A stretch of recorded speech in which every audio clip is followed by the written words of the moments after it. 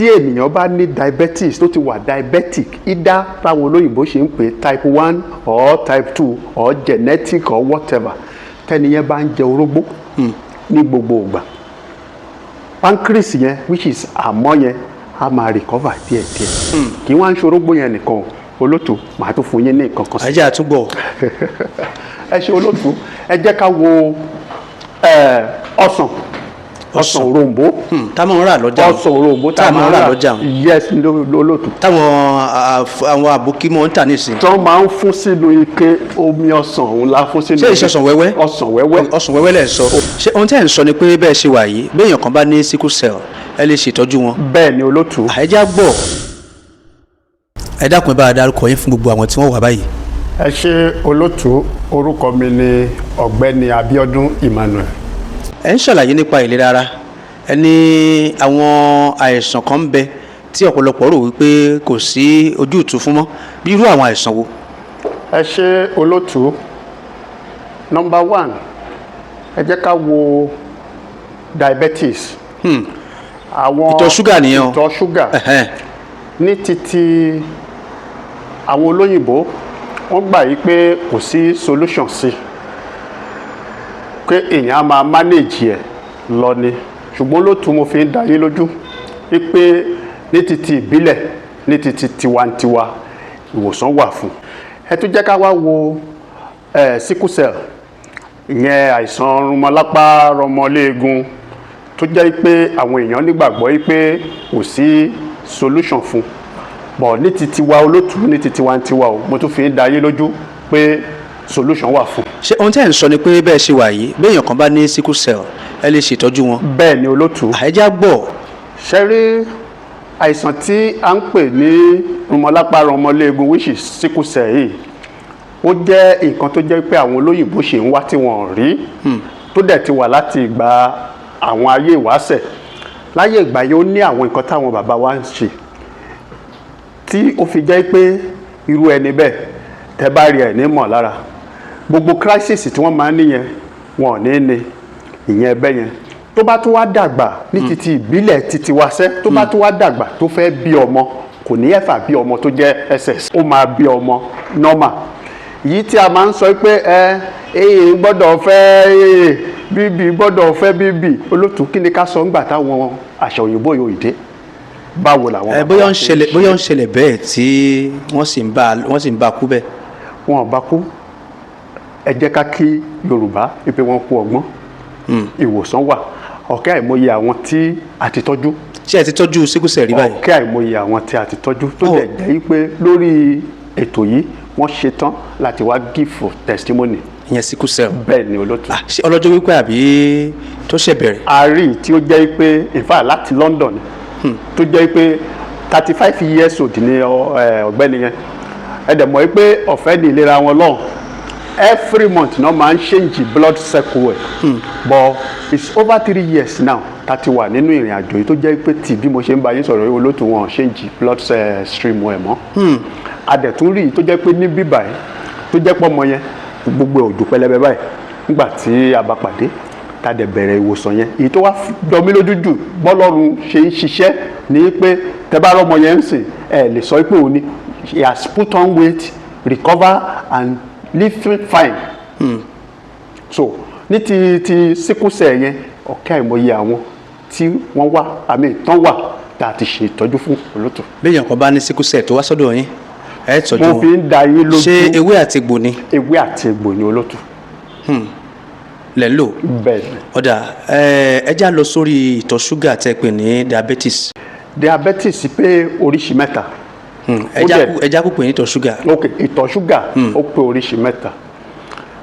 kí ló dẹ̀ ṣẹlẹ̀ ìkan wà tó jẹ́ pé ẹ̀dọ̀fóró àmọ́ táwọn èèyàn sọ táwọn bàbá wa sọ pé àmọ́ ni lẹ́ran ara òun làwọn olóyìnbó ń pè ní pancreas òun ni àmọ́ yẹn gangan òun ló máa ń ṣe sábàbí bóyá èèyàn máa nítọ̀ ṣúgà àbí kò ní nítọ̀ ṣúgà.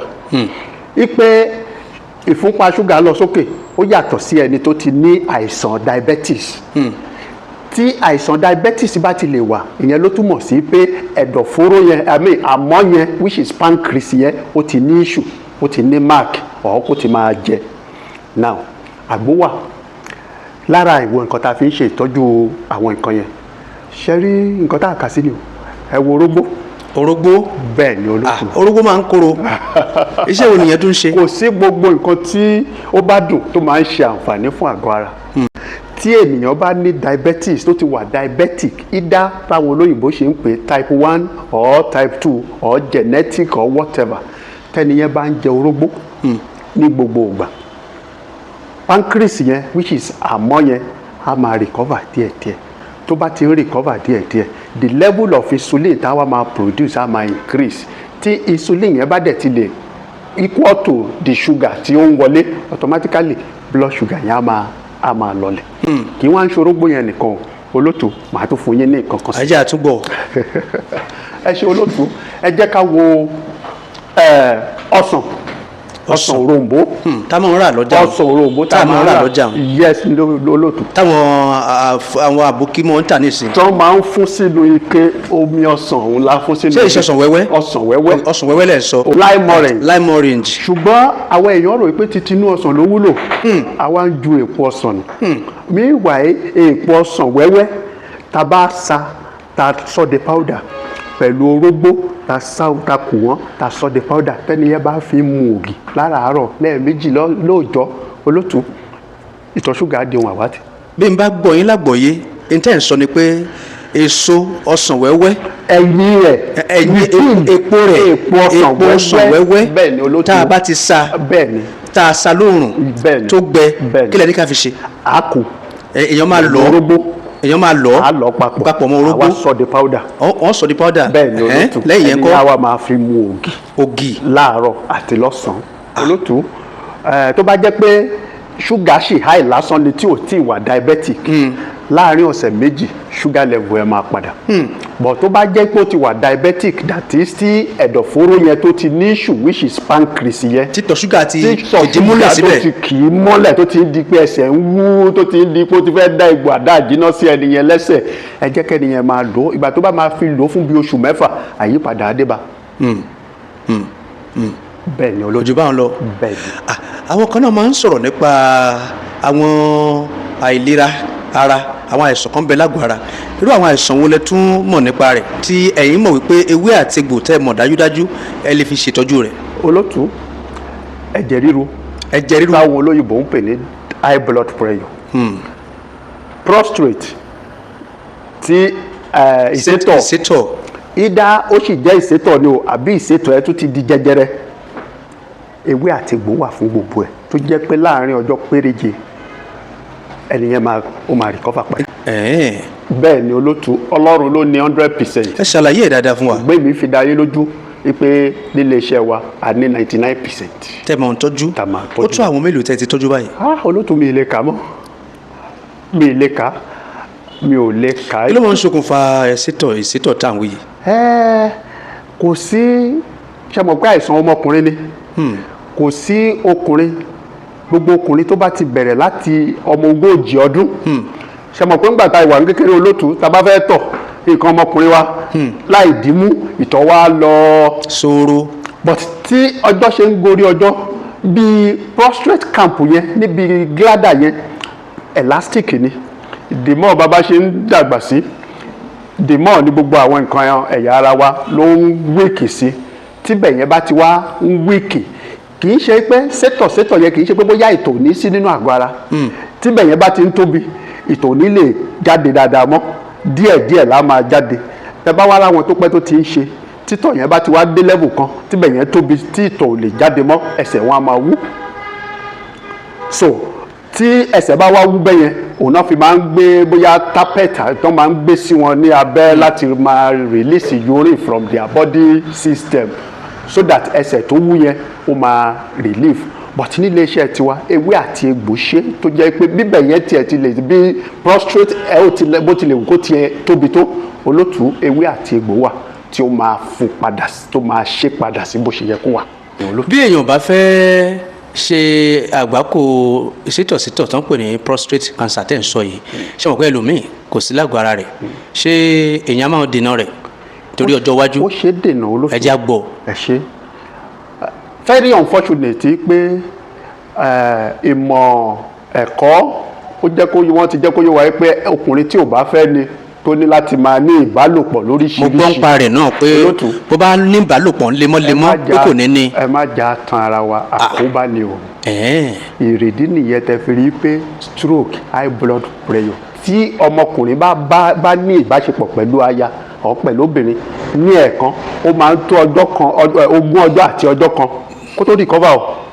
tó bá wá ń ṣe lẹ́ẹ̀mẹ́ta lójoojúmọ́ ńkọ́ tó bá ń ṣe lẹ́ẹ̀mẹ́rin lójúmọ́ ńkọ́ kí lẹ́rù kó máa ṣẹlẹ̀ automatically the immune of the body ó máa weaken tí immune bá dẹ̀ ti lè weaken ó rí bí ìgbà tí èèyàn fúnra rẹ̀ tó ṣílẹ̀kùn fún olè tó ṣílẹ̀kùn fún jàǹbá oríṣiríṣi àìsàn ṣùgbọ́n lórí eléyìí nǹkan tí èèyàn lè ṣe ni pé anybody above 40 kó ti mọ̀ yí pé prevention is better than cure kó yá bójútó àwọn ewé àti egbò pẹ́pẹ́pẹ́ fún àpẹẹrẹ ẹ wo efinrin kì í ṣe efinrin kéékèèké o efinrin àbáláyé wa yẹn òun pẹ̀lú ewúro ó máa ṣiṣẹ́ fún nǹkan tá à ń sọ yìí. efinrin àti ewúro. àti ewúro. ṣé wọ́n lọ papọ̀ ni. wọ́n gbó papọ̀ kẹ́niyàn ò nídìí pé ẹniyẹn ń dààmú ó gbó papọ̀ kó fún omi ẹ̀ kó máa mú lẹ́ẹ̀kan láàrin ọ̀sẹ̀ méjì ó ṣiṣẹ́ to maintain that our prostrate. kò dìgbà tíyàn bá tó ní. prostrate. sétọ̀ kó tó bójútó. ọ̀nà tá a lè gbà bójútó lẹ sáré já wa sí wọn. bẹ́ẹ̀ ni olótú. ọlọ́run ó gbà fún wa.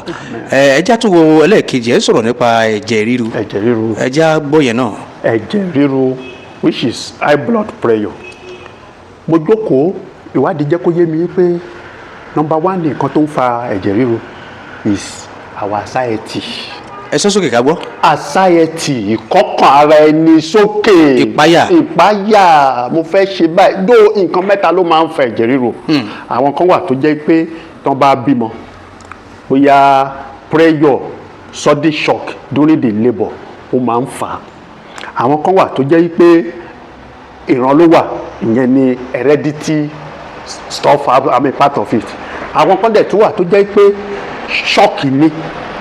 àwọn kan tó wà tó jẹ́ wípé ayé máa fi ń ṣèyàn òun ni heart attack bọ̀ kó tó lead to ó máa ń ní ìpele tó ti máa ń kọjá fún àpẹẹrẹ ẹni tí ó ní high blood pressure kí ló fà á irú ìgbé ayé wo ló ń gbé irú ìrìn wo ló ń rìn ẹ jẹ́ ká fi ọkùnrin ká fi ara wa ṣe àpẹẹrẹ kò sí ẹ̀dá kan tó wà láyé olótù tí ò ládójú kankan àbí kejì but àṣà tí mo máa ń dá fún àwọn patient wa ni pé tí ayé bá sọ pé òun ní jẹ́ kó nísinmi ìwọ fúnra rẹ̀ ni kó fún ara ẹ̀ nísinmi ṣùgbọ́n because kò sí ẹnì kankan tí ayé ṣe tán láti jẹ́ kó nísinmi èèyàn fúnra rẹ̀ ló máa fúnra rẹ̀ nísinmi now high blood pressure ẹ̀jẹ̀ ríru òun ló tún máa ń fa stroke in fact 80 to 90% of stroke high blood pressure ló máa ń fà now kí wá ní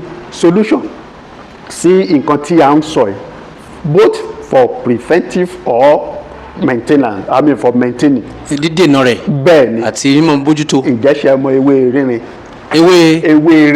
ewé rírin. bẹ́ẹ̀ ni o iṣẹ́ wo ló ń ṣe. òun gangan tí a bá wọ ewé rírin pẹ̀lú ewé ọ̀yọ́.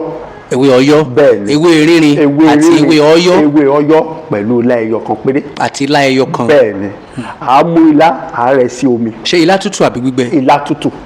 ìròkò àbẹ̀wò ń bẹ̀. ilá tiwantiwa yes a rẹ̀ sí omi mọ́jú omi yẹn la wá máa fi gbo ewé ewúro àti ewé rírin yẹn tàbá ti wá gbó jẹ́kẹ́ni yẹn mú ló bá tún olótùn ṣe rí pé gbogbo nǹkan tá à ń sọ èyí tẹ́yìn bá rẹ́ni tó ní fúnpá lùsìn mi ò rò pé gbogbo nǹkan tá a sọ yẹn kò ná 50 kò ná 500 naira but tó bá wá di pé ó fi ara ẹ̀ lẹ̀ tó lù ú mọ́lẹ̀ ó sì ń ná 20,000 on a monthly basis. ṣùgbọ́n ẹ jẹ́ ń bi léèrè nígbà míì tí a bá ń sọ̀rọ̀ nípa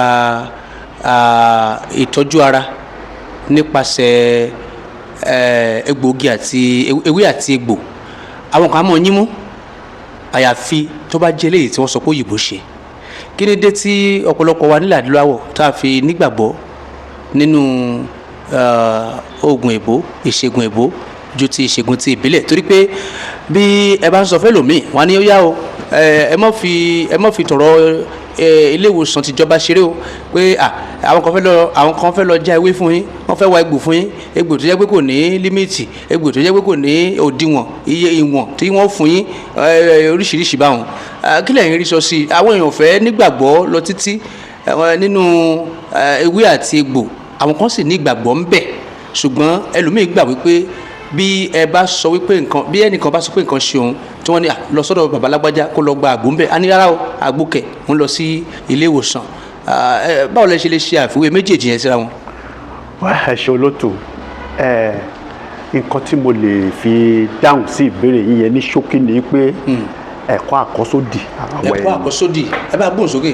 ẹ̀kọ́ àkọ́sódì àwọn èèyàn wa ṣe mọ̀ pé tí ọmọ tó bá lóun gbọ́ ju bàbá òun lọ, ọjọ́ kan lọ́jọ́ kan tó máa sọ̀rọ̀ ẹ̀dọ̀ máa lè. ní ilẹ̀ adúláwọ̀ àwọn òyìnbó mọ nǹkan wọ́n mọ rírì nǹkan tí a ní.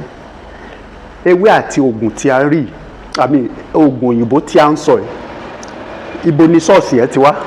ara ewé àti egbò ni. àwọn bàbá wa wọ́n á ní lọ́sàn-án là ń já ewé, òru là ń wa egbò.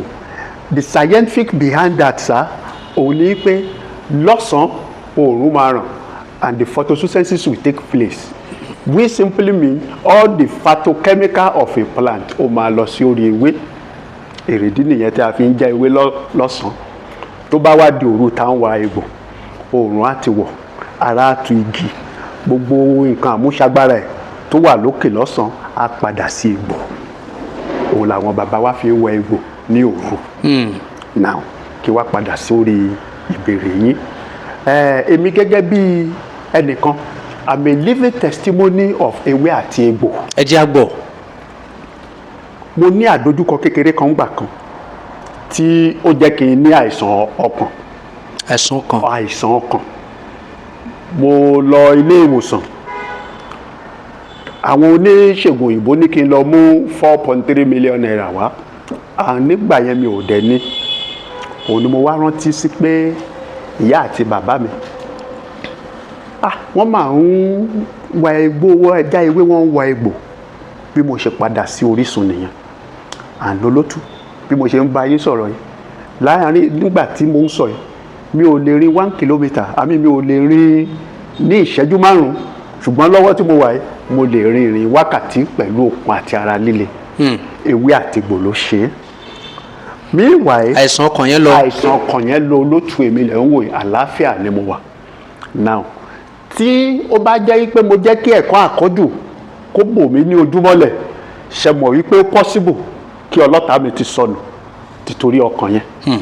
nígbà tí mi ò bá rí owó, ọ̀kẹ́ ìmọ̀ye àwọn tó wà nígboro tó jẹ́ wípé kí abọ́sẹ̀yìnkùlé ká já ewé méjì ká fún papọ̀. bíbélì gan tilẹ̀ fi yé wa, ó ní gbogbo ewé àti egbò tí Ọlọ́run dá fún ìwòsàn àwa ọmọ ènìyàn ni.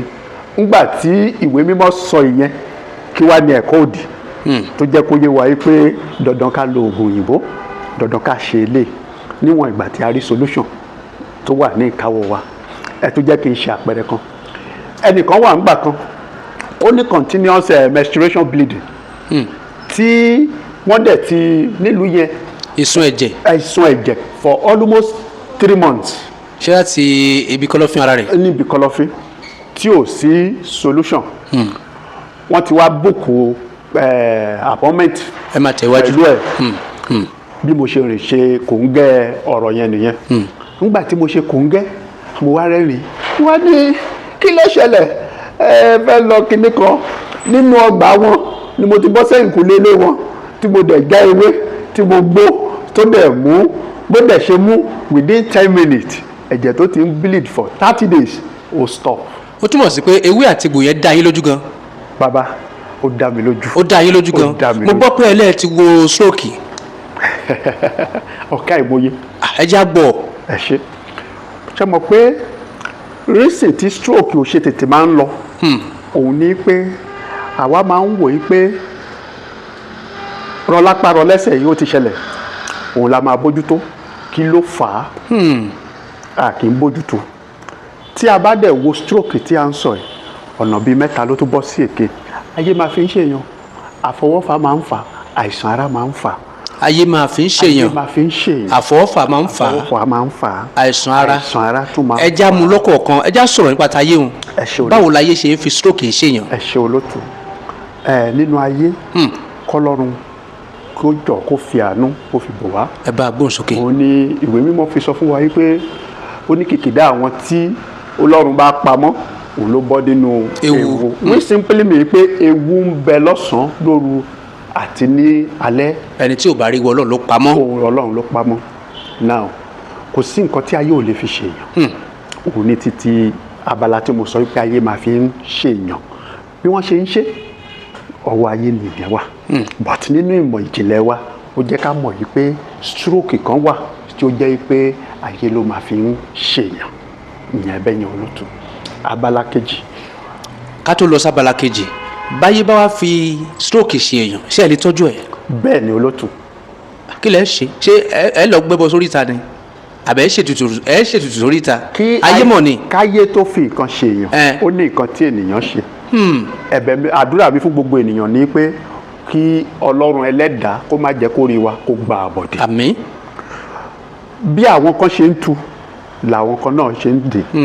inú ayé náà ni gbogbo ẹ̀. so tírú ìyẹn bá ṣẹlẹ̀ ó ní ìgbésẹ̀ tá a máa gbé nínú ẹ̀mí tí ẹnìyẹn máa fi rí ìwòsàn. ìyẹn tí ayé bá fi ṣe èèyàn tẹ́yìn sì ti rí i pé ayé ló fi ṣe èèyàn ó ní bẹ́ẹ̀ ṣe lè ṣe tí ayé ó sì yọwọ́ kúrò. ọ̀dà ẹja lọ sí abala kejì yẹn, abala kejì nípa ti àfọwọ́fà. ti àfọwọ́fà. lára àfọwọ́fà la sọ níbi tẹ́ ti béèrè pé prostrate tí mo dáhùn wípé àwọn èèyàn máa ń ìdánilẹ́kọ̀ọ́ tó wà káàkiri ń sìn ní pé you must have sex 3, 4, 5 times per day. olótú ara àfọwọ́fà ni o. lára àfọwọ́fà ni ayé ìjẹkújẹ. mo jókòó mo mu bíà mo ṣe ayé bó ṣe wù mí àwa la wà ń bẹ̀ a gbádùn bó ṣe yẹ ká gbádùn ṣẹ́rí gbogbo ẹ̀yà àgọ́ ara wa yìí ló ní nǹkan tí ó ń ṣiṣẹ́ fún gbogbo wọn dẹ̀ ní ó ń ṣiṣẹ́ papọ̀. tí ènìyàn bá wá jẹ ayé ìjẹkújẹ olótú ó lè fa high blood pressure. tí high blood pressure bá wá ṣẹlẹ̀ ó lè fa stroke. ayé àbí àfọwọ́fà yẹn ń sìn ó tún ní í ṣe á wá kọjá sí àìsàn ara tó bá ti wá parapọ̀ á di àìsàn ara náà wọ́n á tún máa gbé káàkiri. bọ̀ ní títí àìsàn ara abala méjì ni ká fi wò. mo sọ lẹ́ẹ̀kan mo ní ìkan wà tó jẹ́ pé heredity ni. àjogún máa ń jogún rẹ ni. àjogún bá ní. ìran dé ìran. yes because ọ̀kẹ́ àìmọye àwọn tábà ti ń ṣe interview fún wọn the next nǹkan tó ṣẹlẹ̀ ni pé ó ṣẹlẹ̀ sí àyà mi ó ṣẹlẹ̀ sí bàbá mi ó ṣẹlẹ̀ fún àbúrò mi gan ó ń ṣẹlẹ̀ sí. so the pattern of that family ó máa ń reflect nínú ayé àwọn kan. ìkejì òun ni pé ìgbé ayé wa ohun tí mo sọ lẹ́ẹ̀kan. now kí stroke tó wá ṣẹlẹ̀ ó ní wọ́n ní tó máa ń fún yàn. kò sí ẹ̀dá kan tó máa ní stroke tí ò ní ẹ̀fọ́rí ní ẹ̀yìn orí kó tó ṣẹlẹ̀ tí ò bá ṣe tí ayé fi ṣe yàn. tí ẹ̀fọ́rí yẹn bá ti ń wá ní ẹ̀yìn báyìí automatically kẹ́ni yẹn kó lọ máa wo blood pressure ẹ̀. tó bá ti wo blood pressure from there a ti rí ẹni tó pèrè tó lóun ní arthritis tó lóun ní aromatism. nínú interview tá ń ṣe fún la fi rí pé element of stroke ó wà nínú àgọ́ ara ẹ̀. bí mo dẹ̀ ṣe sọ fún yín pé element of stroke ti wà ó ní òun ti lọ sí hospital 10 ẹyọ kan ló sọ nǹkan tí mo sọ yìí fún un. ó dẹ̀ ti wà lẹ́nu ẹ̀ fún bí ọdún mẹ́ta bọ̀ ńgbà tá bẹ̀rẹ̀ sí ìtọ́jú láàrin oṣù 3 olótù ó gba ìwòsàn. ìyẹn lórí ti ìbéèrè yín olótù. bí èèyàn bá ní ìpèníjà stroke tàn wí ìyẹn rọpá rọsẹ̀ yìí ṣé ọlọ́jọ́ pípẹ́ ṣe é wò. ó ṣe é wò. bóyá ó ti ń lọ bí 30 ọdún ó ti ń lọ bí 20 ọdún ó ti ń lọ bí ọdún 15 ṣó ṣe é wò. ó ṣe é wò. ó sì dá yín lójú pé bí wọn bá dọ́dọ̀ yín bá wọn wò. ó ṣe é wò bẹ́ẹ̀ bá ń fẹ́ olótù àwọn tẹ́ bá ń fẹ́ káwọn àwọn èèyàn tó ti ṣe tó ti gba ìwòsàn ẹ ṣe interview fún wọn wọ́n wà olótù. nípa pé stroke mú wọn bẹ́ẹ̀ni ẹ sì tọ́jú wọn. bẹ́ẹ̀ni. a ti ẹ̀ gbọ́ pé tí stroke bá mú àwọn èèyàn lákọ̀ọ́kọ́ bó ṣe mú wọn yẹn pé kí wọ́n má gba abẹ́rẹ́ fún wọn. bẹ́ẹ̀ni olótù. kí ni àṣírí tó wà ń bẹ̀.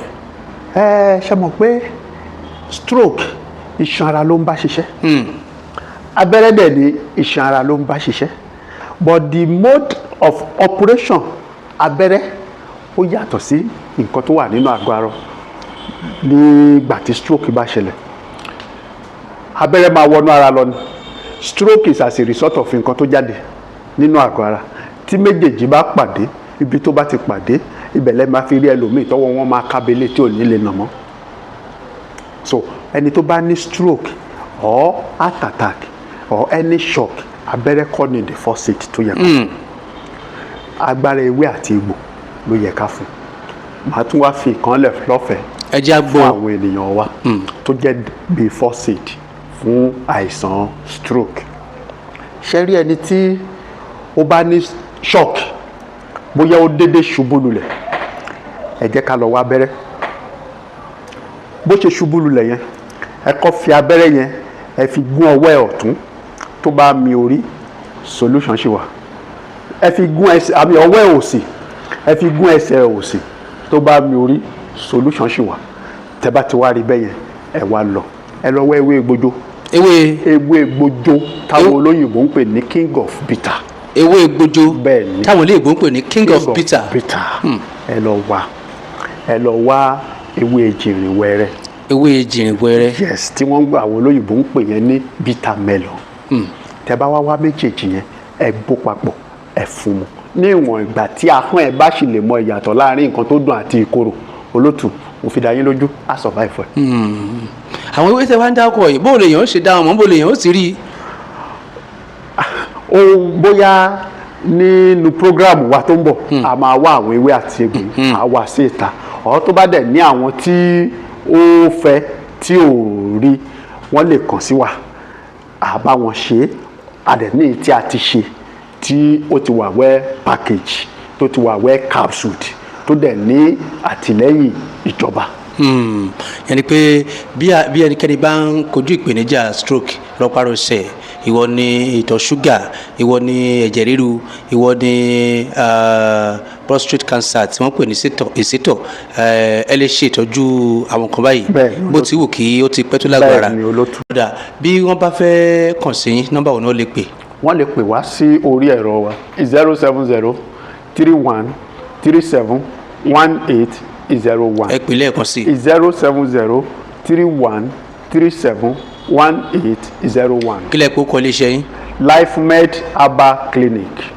ṣé bí àwọn èèyàn bá wà nílẹ̀ òkèèrè bí wọ́n bá ń fẹ́ láti kàn sí yín tàbí wọ́n fẹ́ kẹ́ bá wọn ṣe àwọn oògùn ewé àti egbò tí ẹ ṣe tẹ́ fi ránṣẹ́ sí wọn bó lẹ ṣe ń ṣe ṣé ó máa ń ṣe é ṣe bẹ́ẹ̀.